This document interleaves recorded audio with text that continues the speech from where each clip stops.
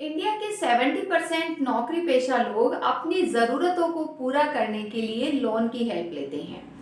मकान या फ्लैट खरीदने के लिए होम लोन, कार खरीदने के लिए कार लोन या किसी इमरजेंसी फंड के लिए पर्सनल लोन।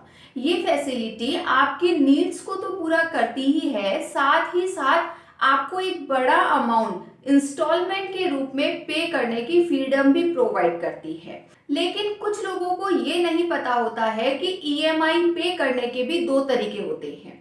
जब लोन की इंस्टॉलमेंट मंथ के फर्स्ट वीक में पे करनी होती है तो वो एडवांस ईएमआई कहलाती है, और यही जब लोन के इंस्टॉलमेंट मंथ के लास्ट वीक में पे करनी होती है तो वो एरियर ईएमआई कहलाती है। अधिकतर बैंक कर्मी एरियर ईएमआई के बारे में बात भी नहीं करते हैं, क्योंकि वो मंथ के स्टार्टिंग में ही अपने इंस्टॉलमेंट पे करवाना चाहते हैं। इसलिए जब भी आप लोन लें तो एरियर ईएमआई के बारे में भी जान लें। एरियर ईएमआई उन लोगों के लिए बेस्ट है जिनकी इनकम टाइम पर नहीं आती है या मंथ के बीच में या लास्ट तक आती है, वो एरियर ईएमआई का ऑप्शन चूज कर सकते हैं। इसलिए लोन लेने से पहले एडवांस ईएमआई और एरियर ईएमआई के बारे में अच्छे से जान लें। ईएमआई को जानने के साथ साथ हमें लोन को भी जानना होगा। जो लोन आपके नेटवर्थ को बढ़ाता है, यानी लोन लेने के बाद में कोई खर्चा नहीं होता, टाइम टू टाइम इंस्टॉलमेंट पे करना होता है, वो आपका गुड लोन कहलाता है। गुड लोन में एजुकेशन लोन आता है, क्योंकि एजुकेशन में यदि हम पैसे लगाते हैं तो हमारा करियर बनता है, और करियर अच्छा बनेगा तो हमें जॉब अच्छी मिलेगी, और जॉब अच्छी मिलेगी तो हमारी इनकम स्टार्ट हो सकती है। इसलिए ये गुड कैटेगरी में आते हैं। इसके साथ साथ बिजनेस लोन है, होम लोन है, ये सभी गुड लोन कैटेगरी में आते हैं। इसी के बाद है बैड लोन। यदि हमारी ईएमआई पे करने के बाद भी खर्चा हो रहा है तो वो बैड कैटेगरी में आता है।